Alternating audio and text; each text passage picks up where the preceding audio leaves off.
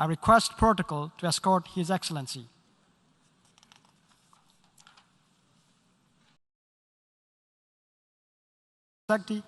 President of the Democratic Republic of Congo, to invite him to address the General Assembly.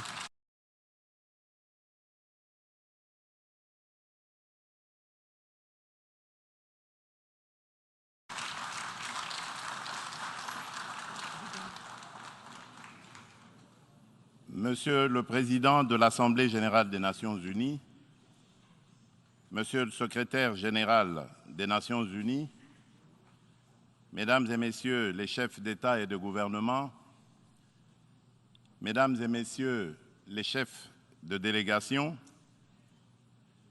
c'est pour moi un grand honneur et un réel plaisir de prendre la parole du haut de cette tribune pour faire entendre la voix de mon pays, la République démocratique du Congo, sur les principales questions qui préoccupent au plus haut point la communauté internationale actuellement. Monsieur le Président, je voudrais néanmoins, avant toute chose, vous féliciter pour votre élection à la présidence de la 77e session ordinaire de l'Assemblée générale des Nations unies. Je suis convaincu que vous donnerez le meilleur de vous-même pour la réussite de cette session et vous garantis tout le soutien de mon pays. Monsieur le Président, les défis majeurs auxquels l'humanité fait face actuellement sont les suivants. La sécurité et la paix pour tous, la maîtrise des changements climatiques, la relance de l'économie mondiale après la Covid-19, la lutte contre la pauvreté et la promotion du bien-être collectif. Ces principaux défis sont complexes et intimement enchevêtrés. Conscient de cette réalité, je salue le choix judicieux et la pertinence du thème central de ces assises, à savoir un tournant décisif des solutions transformatrices face à des défis intriqués. À l'évidence, le relèvement de ces défis exige plus de contenu. Le maintien de la paix et la sécurité internationale constituent le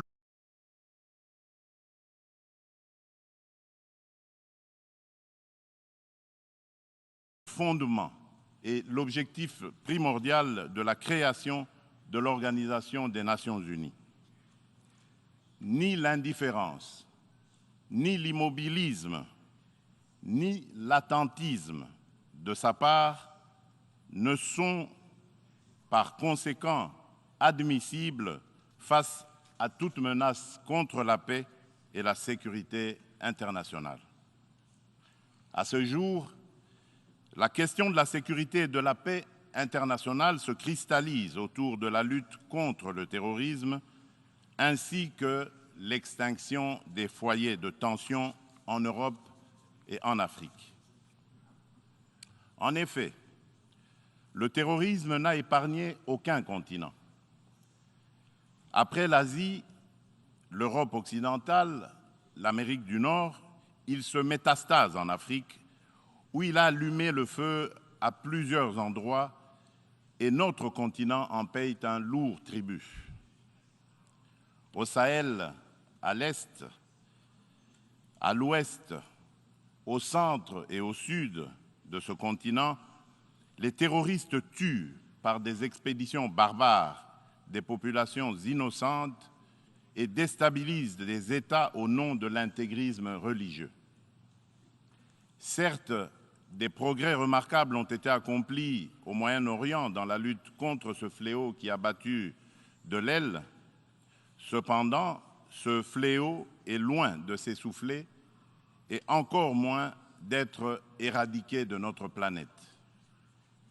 C'est pourquoi la République démocratique du Congo, une des victimes africaines de ce terrorisme, est membre de la coalition globale contre l'État islamique, interpelle la coalition et de celle du processus d'Aqaba. Les réactions, les déclarations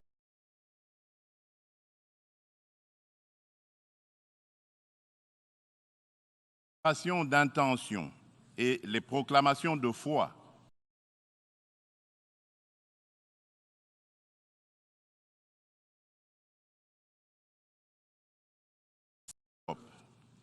La guerre entre la Russie et l'Ukraine est une plaie béante dont le saignement atteint même l'Afrique lointaine et perturbe le commerce international à cause des dégâts collatéraux importants, notamment en matière d'approvisionnement en produits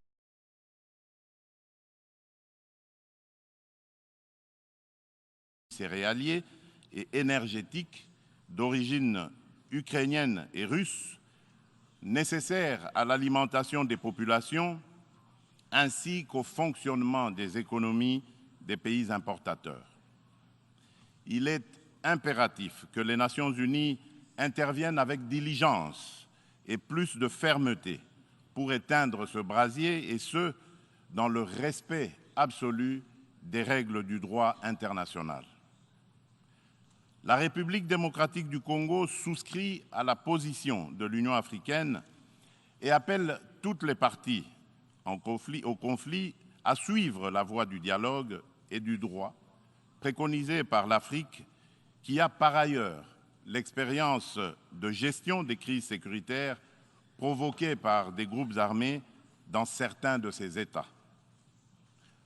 À ce sujet, les Nations unies savent que mon pays, la République démocratique du Congo, est victime d'une crise sécuritaire aiguë qui dure depuis plus de 20 ans à l'est de son territoire national.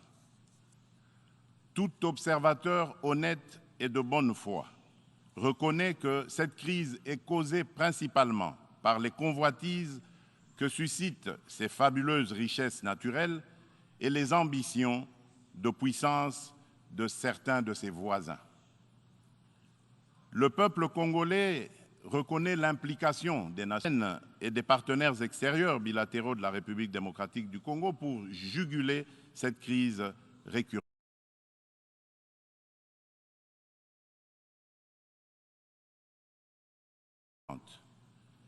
Il leur en est reconnaissant et s'incline devant le sacrifice de vaillants soldats de la paix qui ont perdu leur vie au front.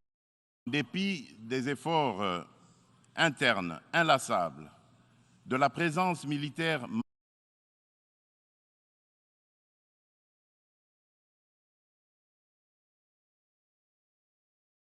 massive de l'ONU au Congo et de son soutien diplomatique pendant 23 ans, le mal sécuritaire continue à ronger mon pays. Afin d'éradiquer définitivement l'insécurité, restaurer une paix durable et assurer la stabilité à l'est de la République démocratique du Congo, plusieurs accords ont été signés avec les groupes armés et même avec les pays voisins, sous la garantie de la communauté internationale. Des mécanismes nationaux et internationaux ont été créés. Toutes ces perspectives de règlement définitif du conflit n'ont duré que l'espace de quelques mois. Vite, l'architecture s'est fissurée et l'édifice s'est écroulé. Et on recommence toujours avec les mêmes tragédies. Depuis mon élection à la tête dans les provinces congolaises de l'Ituri, du Nord Kivu et du Sud Kivu, m'inscrivant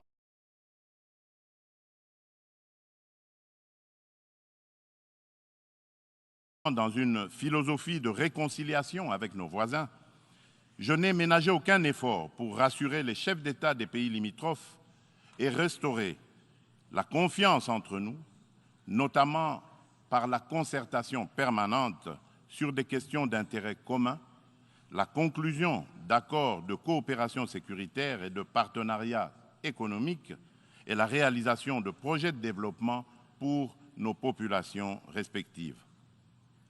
En dépit de ma bonne volonté, remercié par l'agression et le soutien des groupes armés terroristes qui ravagent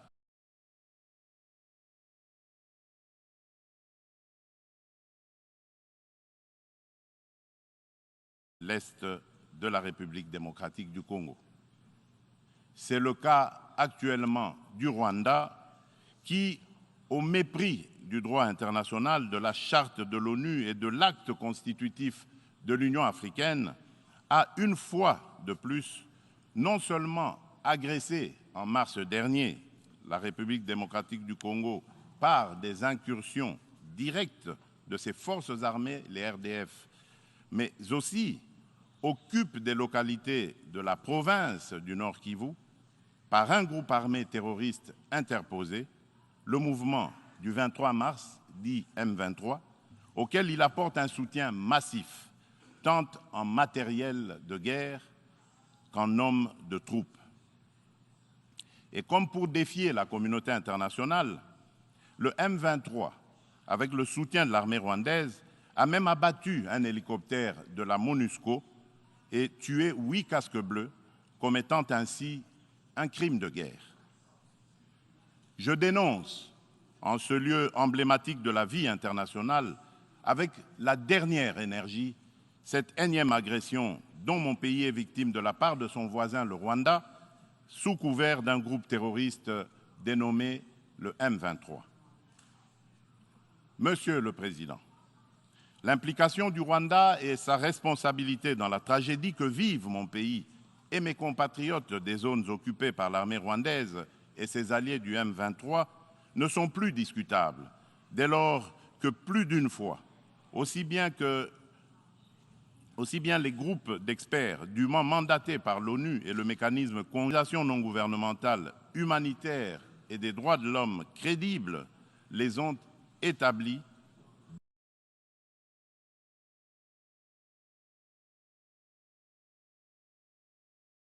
dans des rapports documentés et objectifs à la limite du scientifique. Au demeurant, pour éclairer la communauté congolaise, réitère sa demande au président du Conseil de sécurité de distribuer officiellement aux membres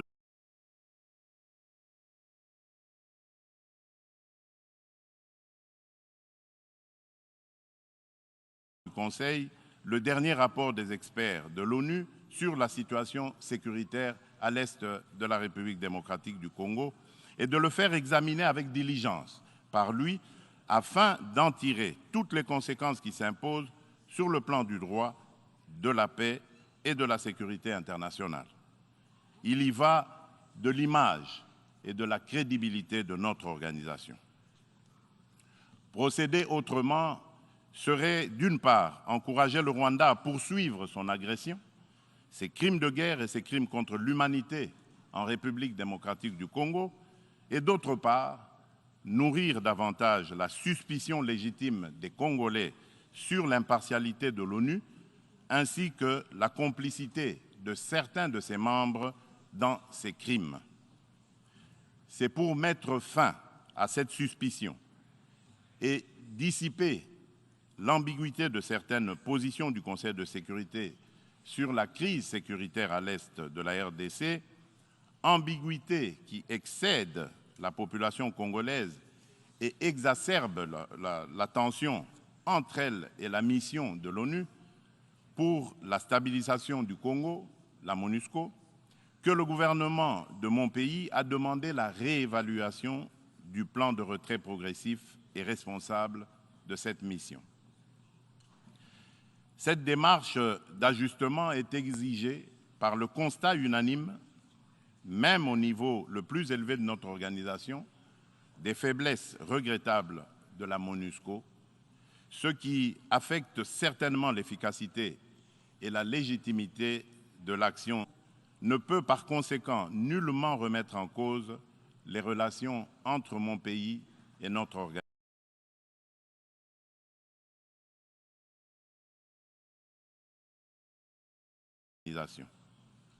Quoi qu'il en soit, je réaffirme haut et fort à cette tribune de la plus haute exigence de défendre toujours, jusqu'au sacrifice suprême, l'intégrité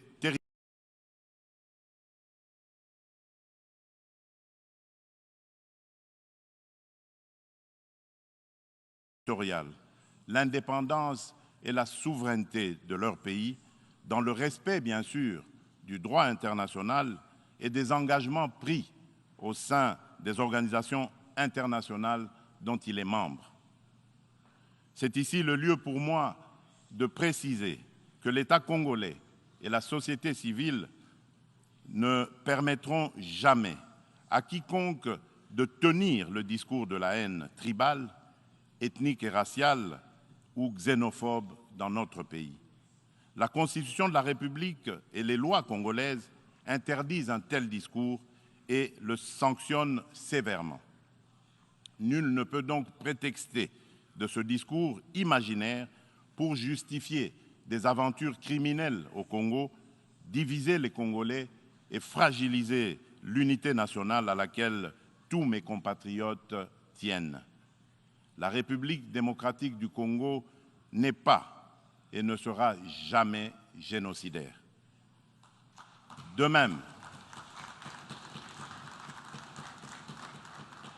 même, je soutiens que la prétendue collaboration que certains officiels congolais entretiendraient avec les opposants rwandais des forces démocratiques pour la libération du Rwanda, les FDLR, dont se servent les dirigeants rwandais pour justifier les agressions répétées de la RDC, est un alibi qui n'est corroboré par aucun fait à néant par les forces armées de la République démocratique du Congo, les FARDC, en étroite collaboration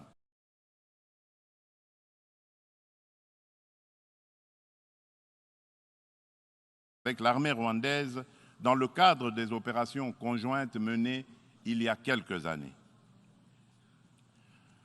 La République démocratique du Congo a en outre rapatrié plusieurs éléments des FDLR et leurs familles.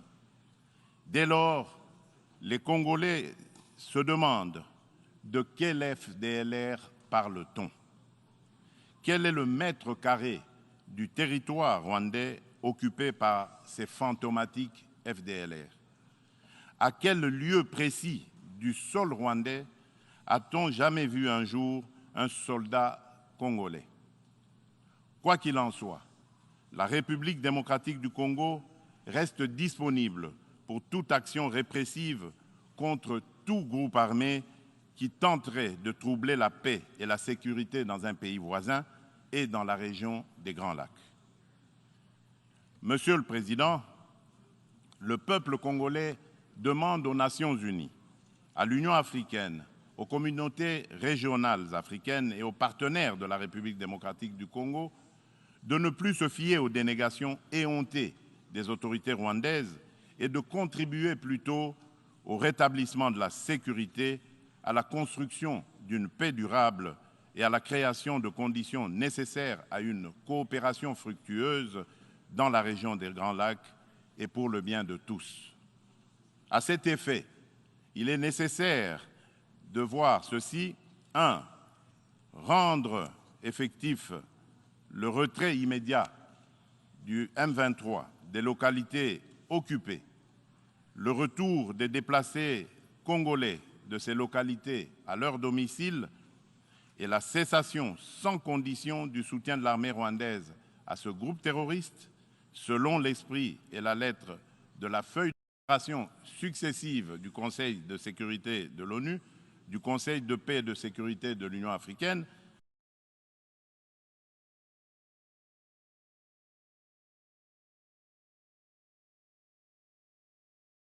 de la Communauté d'Afrique de l'Est, la CAE, et de la Communauté pour le développement de l'Afrique australe, la SADC.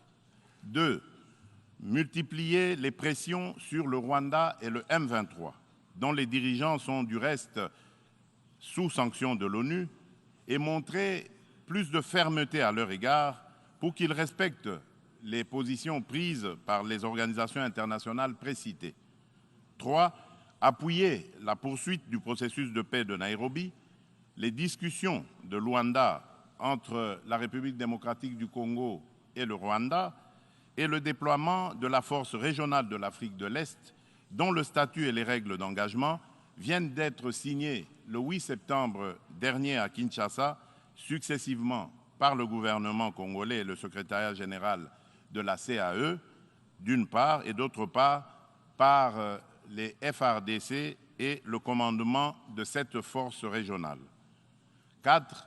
Encourager le président honoraire du Kenya, le président Uhuru Kenyatta, et le président de l'Angola, de la République d'Angola, João Lourenço, médiateur de la CAE et de l'Union africaine dans la crise sécuritaire en République démocratique du Congo, à poursuivre leurs bons offices. 5. Lever tout obstacle à la restructuration par la République démocratique du Congo de ses forces armées et de défense, à la montée en puissance de celles-ci pour mieux remplir ses missions régaliennes, notamment par la levée pure et simple de toutes les mesures restrictives de l'acquisition d'équipements militaires, quelle qu'en soit la forme édictée par le Conseil de sécurité de l'ONU. La réalisation des actions préconisées ci-dessus garantira sans doute le peuple congolais de la certitude d'un règlement de la crise et facilitera un dialogue constructif entre toutes les parties concernées quant à ce. Monsieur le Président, nous, peuple congolais, sommes décidés cette fois-ci à mettre définitivement de casser à jamais le cycle infernal de la violence à l'est de la République démocratique du Congo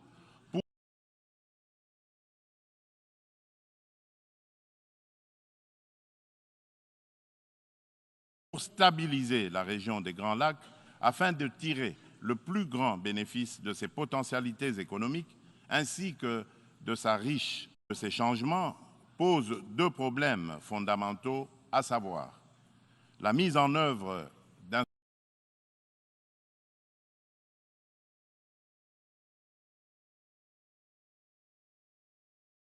instrument juridique et financier issu de négociations internationales, en particulier dans le cadre des différentes conférences des parties à l'accord des Nations Unies sur le climat, la COP, et la transition énergétique.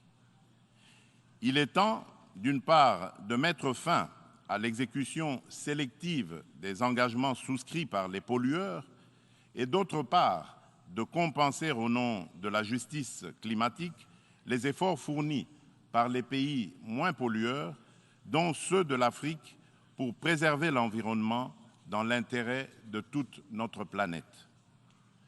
Quant à la transition énergétique, l'Afrique regorge suffisamment de sources d'énergie renouvelables et de matières premières susceptibles de contribuer à la mobilisation des alternatives crédibles à la double crise énergétique et écologique.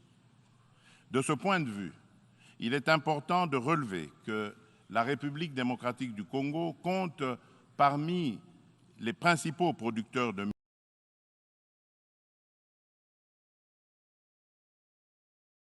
minerais stratégiques essentiels à la transition énergétique et à la décarbonisation le cobalt, le lithium, le nickel ainsi que le manganèse. Mon pays s'est fixé comme objectif de produire proprement les 10 minerais à cette fin.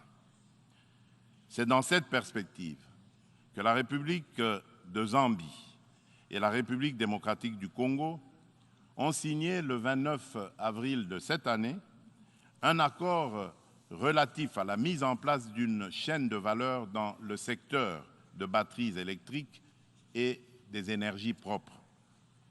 Il va sans dire, au vu de l'importance des investissements que requiert la réalisation d'un tel projet, que l'implication des partenaires est particulièrement indispensable, notamment en termes d'apport en capitaux et en technologies adaptées. En outre, afin de soutenir le programme de transformation verte des économies sur le continent africain et de rencontrer la demande d'énergie croissante dans le monde, l'hydroélectricité, le solaire, la géothermie et l'exploitation de ces gisements gaziers. De ce fait, la République démocratique du Congo se présente comme un atout à la réalisation de l'agenda 2063 de l'Union africaine à travers la mise en œuvre du projet Grand Inga lequel pourrait également s'avérer bénéfique pour une partie de l'Europe et du Moyen-Orient.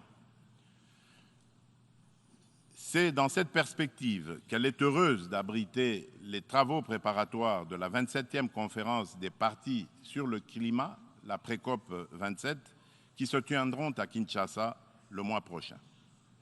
Monsieur le Président, je saisis cette opportunité pour apporter de la lumière sur le volet environnemental de l'appel d'offres lancé le 28 juillet dernier par mon pays pour l'exploration de ces 27 blocs pétroliers et 3 blocs gaziers, appel qui semble faire inutilement polémique sur la place publique internationale.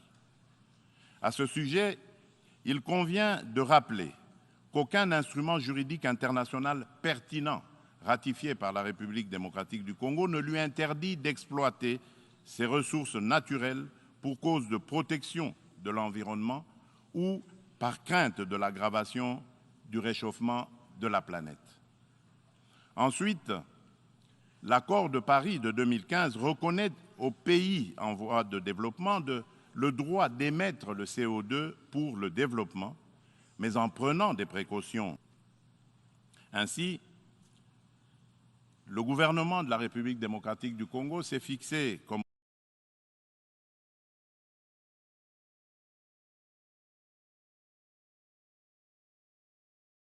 objectif d'exploiter, dans le respect des normes environnementales, les ressources naturelles du pays et de les transformer localement pour leur donner de la valeur ajoutée et booster l'économie nationale, notamment par la création des richesses liquides et des emplois afin d'adopter et prises pour éviter des impacts négatifs sur l'environnement.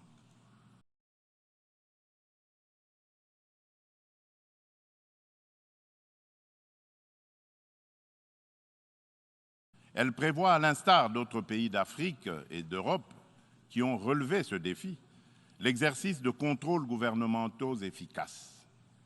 Il est question pour la République démocratique du Congo d'atteindre ses objectifs économiques et sociaux en préservant ses forêts et en continuant de demeurer le pays solution pour la lutte contre le réchauffement climatique. Mon pays reste ouvert à la coopération avec tout partenaire disposé à l'aider à l'atteindre ses objectifs.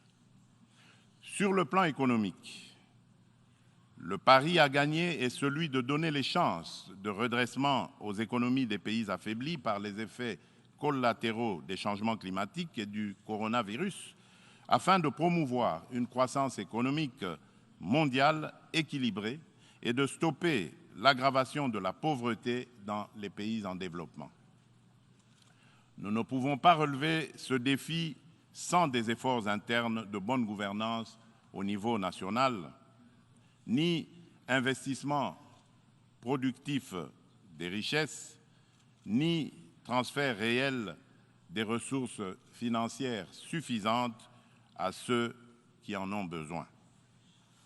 C'est pourquoi la République démocratique du Congo plaide pour la concrétisation de la proposition de cession par les pays riches d'un pourcentage de leurs droits de tirage. Conférence de Paris sur la relance des économies post-Covid-19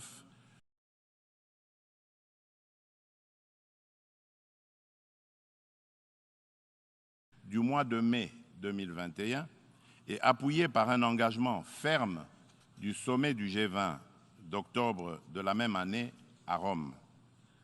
En tout cas, toute facilité d'accès aux ressources additionnelles en faveur des pays éprouvés par les changements climatiques et la Covid-19 sera la bienvenue.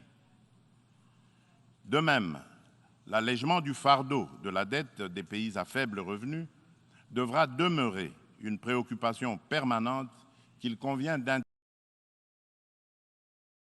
Difficile par suite des effets pervers de la pandémie de Covid-19, la République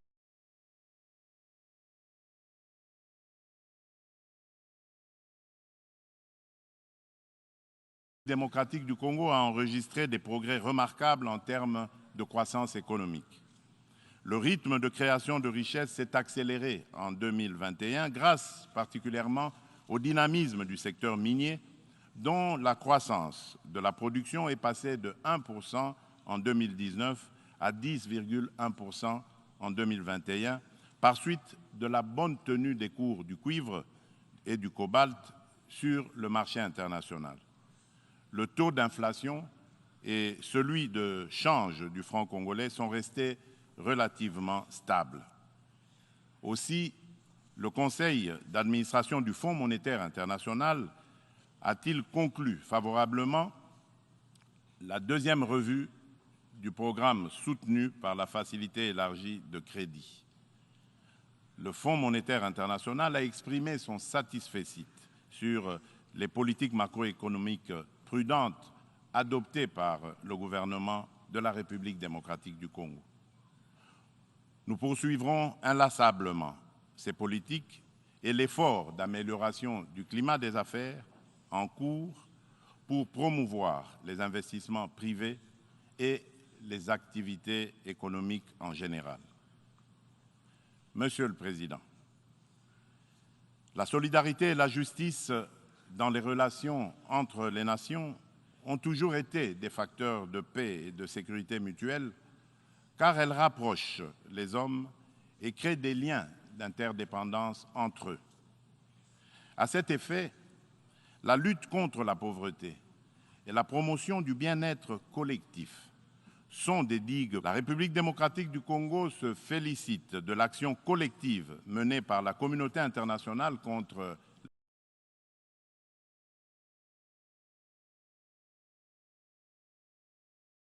Covid-19 et salue l'initiative des États-Unis d'Amérique, New Feed the Future, pour financer l'agriculture afin de combattre la faim et l'insécurité alimentaire en Afrique par suite de la crise russo-ukrainienne et dont la République démocratique du Congo. Mon pays appelle à de telles actions et initiatives et non seulement contribue à résoudre les problèmes de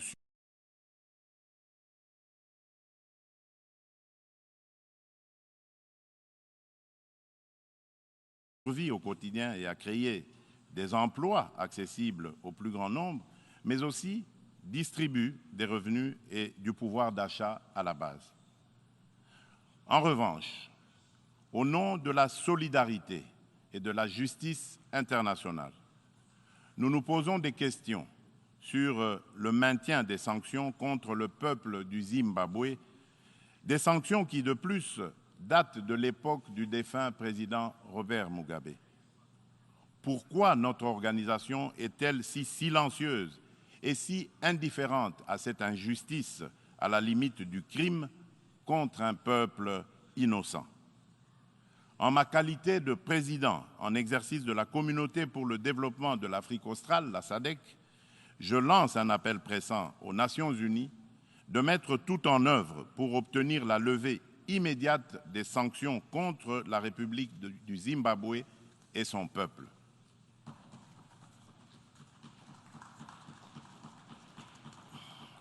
Monsieur le Président, dans ce monde multipolaire, aucun pays, aussi puissant et riche soit-il, ne peut prétendre affronter seul les défis que je viens d'exposer ci-dessus et encore moins les relever dans l'intérêt de tous.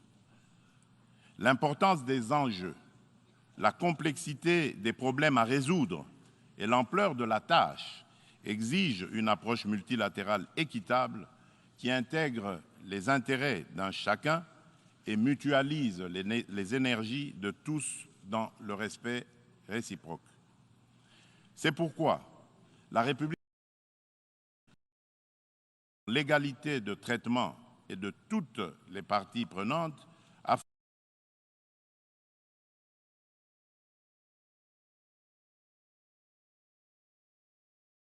afin de créer des espaces de dialogue et de coopération dont nous avons besoin pour assurer la paix et la sécurité internationale. C'est cela, l'Organisation des Nations Unies que nous voulons. Pour ce faire, il nous faut accorder le bénéfice de l'urgence à la réforme de l'ONU qui semble actuellement marquer le pas.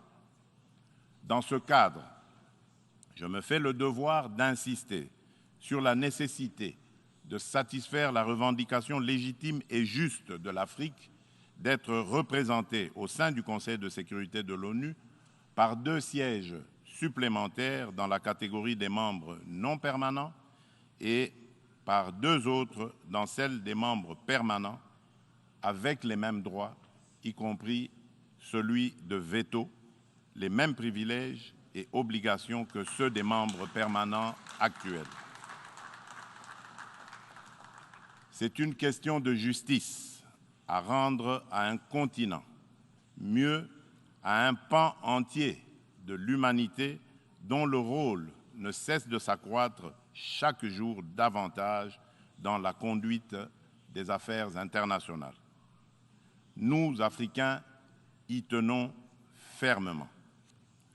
Monsieur le Président de l'Assemblée générale des Nations unies, Monsieur le Secrétaire général des Nations unies, Mesdames et Messieurs les chefs d'État et de gouvernement, sur la parité hommes-femmes. À ce propos, il y a lieu d'insister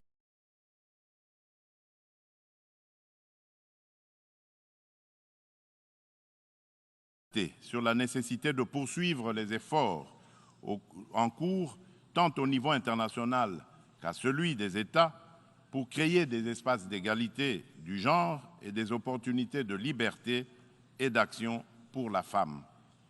Pour ce faire, l'implication des hommes dans les politiques de promotion du genre s'avère nécessaire parce que, d'une part, l'homme partage la vie avec la femme et, d'autre part, depuis des temps immémoriaux, pour des raisons diverses, l'homme s'est forgé une prééminence sur la femme qui lui confère une influence déterminante sur le destin de cette dernière. Nous devons mettre un terme à cette situation de fait. C'est pourquoi, lors de mon mandat à la tête de l'Union africaine, j'ai initié une rencontre des chefs d'État et de gouvernement de l'organisation continentale sous le thème de Conférence des hommes sur la masculinité positive. De ce rendez-vous historique tenu à Kinshasa en 2021, il est sorti une déclaration de l'Union africaine contenant l'engagement des hommes, notamment celui des chefs d'État et de gouvernement, de mettre fin aux violences faites aux femmes et aux filles et apporter des réponses appropriées à cette problématique. Cette déclaration constitue une véritable charte de l'Union africaine pour la femme que je m'attelle à matérialiser en ma qualité de champion de l'Union africaine pour la masculinité positive. C'est dans ce cadre que j'ai entrepris de promouvoir davantage la Congolaise qui occupe aujourd'hui de plus en plus l'avant-plan de la gestion des affaires publiques au sein des institutions politiques, judiciaires et administratives de mon pays, de perception de la femme et de son rôle dans la société, mais aussi dans la prise en charge par